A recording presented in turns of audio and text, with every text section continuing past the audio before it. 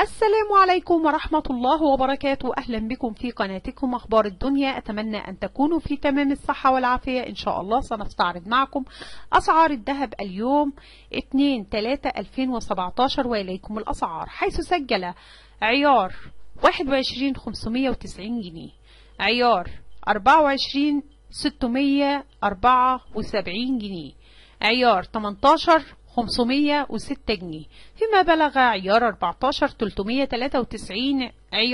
وصل قيمة الجنيه الذهب 4720. سجلت وقية الذهب 1243 دولار في البورصات العالمية.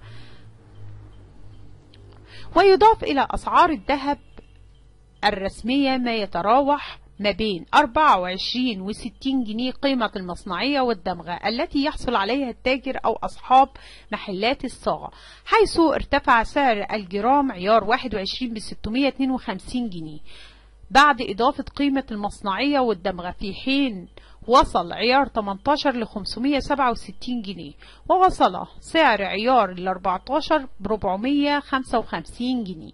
شكرا لاستماعكم الفيديو، برجاء الاشتراك بالقناة ودعمكم لنا، وجزاكم الله كل الخير.